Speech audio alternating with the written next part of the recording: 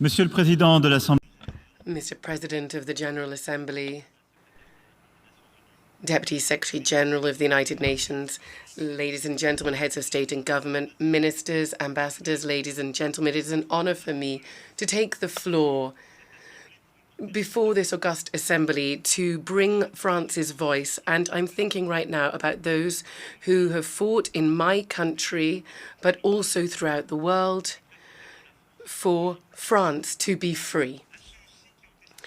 Those people who thought that Europe's destiny could not be indifferent to them before, and those people who come from Africa, from Asia, from throughout the world, because through their freedom, that is what they have achieved.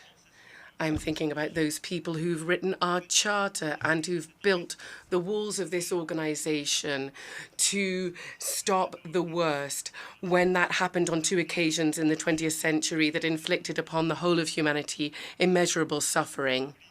Let us not ever forget that debt. It serves the interests of all our people and shows us the path of peace. It reminds us that there is no other legitimate center of power that is lasting in nature than that the countries decide upon sovereignly together. It says that the universal nature of our organization is at the service of no hegemony, no geopolitical hierarchy. This legacy, our organization, like our choices as nations, are today, however, confronted with an alternative. Today, we need to make a simple choice, basically, that of war or that of peace. On the 24th of February this year, Russia, a permanent member of the Security Council, through an act of aggression, an invasion, an annexation, broke our collective security. It deliberately violated the UN Charter and the principle of sovereign equality of states. From the 16th of March, the International Court of Justice declared the Russian aggression as illegal, and it called for the withdrawal of Russia.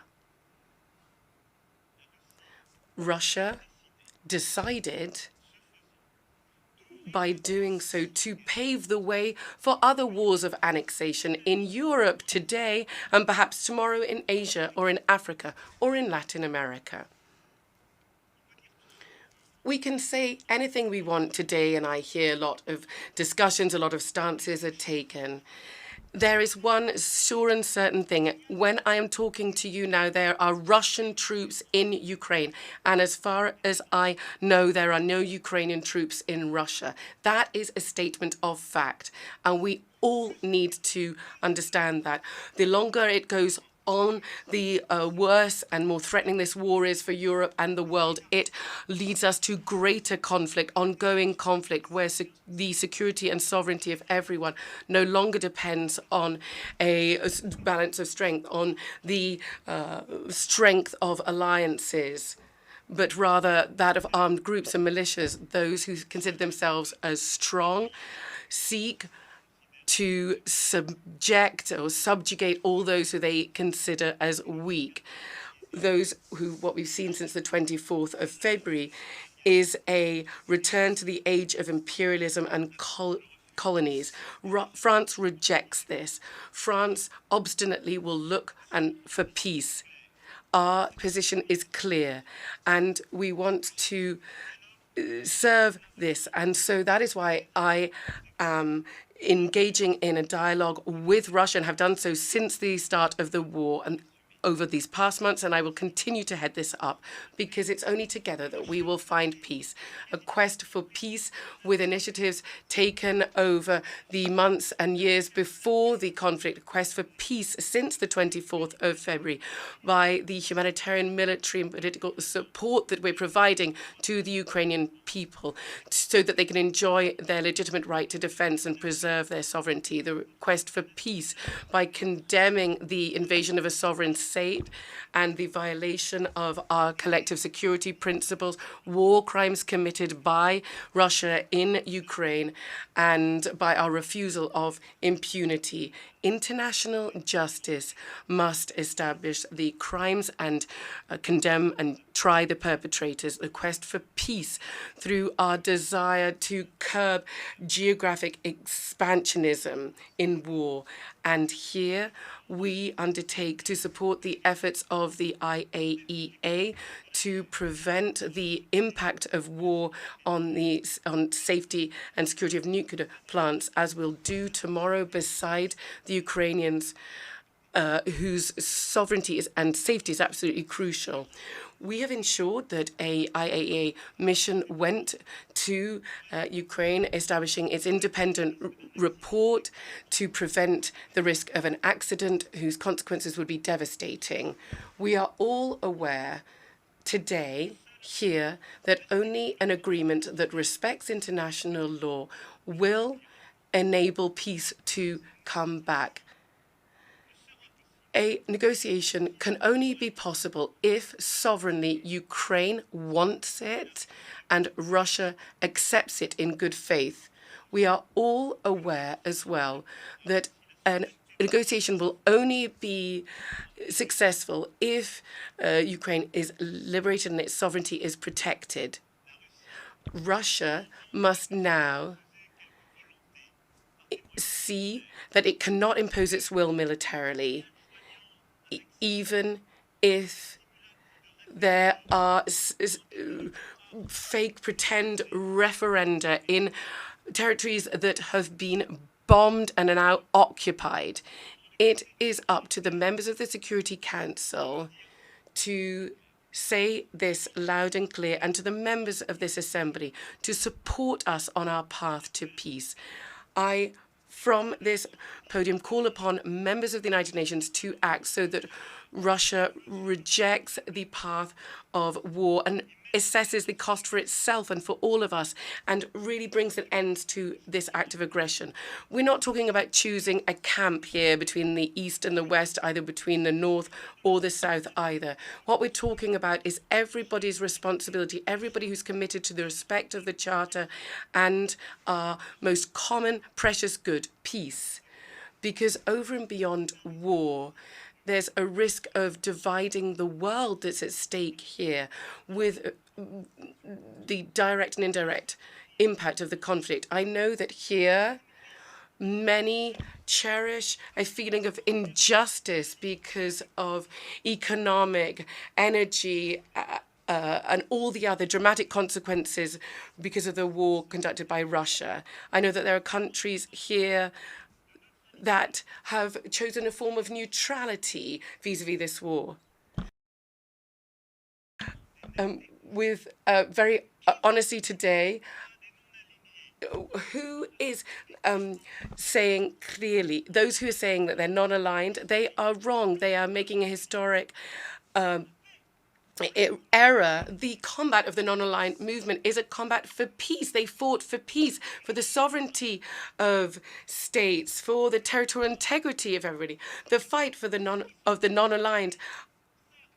Those who are keeping silent today actually are, in a way, complicit with the cause of a new imperialism, a new order that is trampling over the current order, and there's no peace possible here.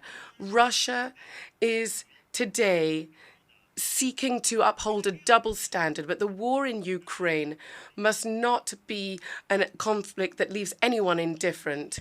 It is very close to the Europeans who chosen to support Ukraine without entering war with Russia. It is further off for many of you. Nonetheless, we all are suffering the direct impact of it, and we all have a role to play to bring an end to it, because we're all paying the price of it.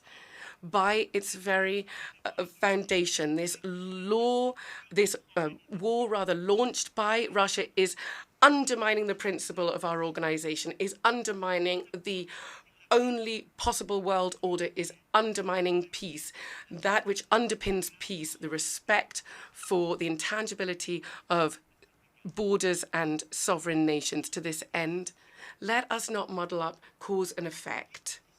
Who here can defend the idea that the invasion of Ukraine justifies no sanction? Who of you here can consider that the day when something similar with a more powerful neighbor happens to you, there'll be silence from the region, from the world?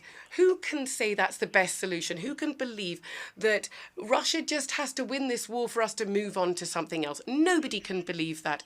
Contemporary imperialism is not Western, it's not European. It takes the form of a territorial invasion linked with a hybrid modernized war that uses energy prices, food insecurity, nuclear safety, access to information, and population movements as weapons for division and destruction.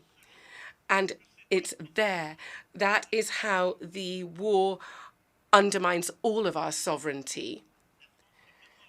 France is standing alongside the free peoples of the UN here to deal with the consequences of the conflict and all the inequalities by rejecting bloc mindsets or exclusive alliances, because over and beyond the direct impact of the war, the risk is ours today. It is that of a new partition of the world. Some people want to say that there's the West that defends outdated interests, and then there's the West of the world that has suffered so much and wants to cooperate by turning a blind eye. And I reject this division for at least two reasons. Firstly, in principle, and I've just mentioned this, our organization has universal values. Let us not be deaf to the fact that there is, or let's not say that there's anything regional or adaptable in the Charter. No, our organization has universal values, and the division vis-a-vis the war in Ukraine is simple. Are you in the favor of the law of the strongest, the non-respect for the territorial integrity of countries? Are you for or against impunity? I see no international order nor lasting peace that can be based on the respect of peoples and the principle of responsibility. I see no option apart from that. That is the only order. So our values are universal, and that's why we should never serve a power that violates these principles. Over recent years, when we have taken liberty with these values, we have been wrong. But this can in no way justify trampling on what we have built together after the Second World War. When I hear Russia say that it is ready to work in areas of new cooperation with a new international order with no hegemony, well, okay, well, based on what principle? The invasion of borders and non-respect of the borders of those people I don't particularly like. What is this order? Who's playing hegemony today? It is Russia. What are we talking about? What is being invented here today? This is nothing that's going to hold water. Let us not cede to the cynicism that rejects this order that we've built together. And it's the only thing that can hold in stability in our world. The respect for the for borders, for territorial integrity. We were wrong when we took liberties with all of this. After the Second World War, after colonialism, we built something else. We said, no, it's not, we're not having this, we're not accepting this. The second reason for my opposition for this attempt to split up, to have partition in the world, is pragmatic. There are nascent divisions, and over and beyond that, there are attempts to divide the world, to exacerbate any tensions between the United States and China.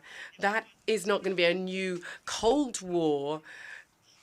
There are lots of different powers that are trying to promote regional tensions and push back collective security and promote nuclear developments. I therefore think that we need to do everything that we can to ensure that this division does not occur, because what faces us, the challenges facing us, are more urgent and they require new forms of cooperation. Let us look at Pakistan. A third of the country is underwater. Over 1,000, many people have died and were injured. The Horn of Africa, the worst drought for 40 years, a rainy season which will undoubtedly be even worse. Half of humanity is living in an area of climate danger. Our ecosystems are reaching the point of no return. Let us look at Somalia, at Yemen, at South Sudan, at Afghanistan. Famine is coming back.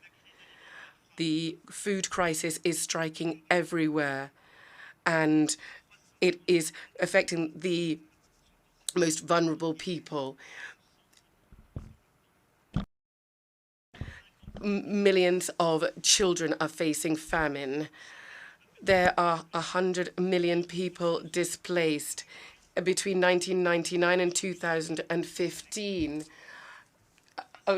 Only 130,000 people escape poverty, and so many people today are in conflict-affected countries.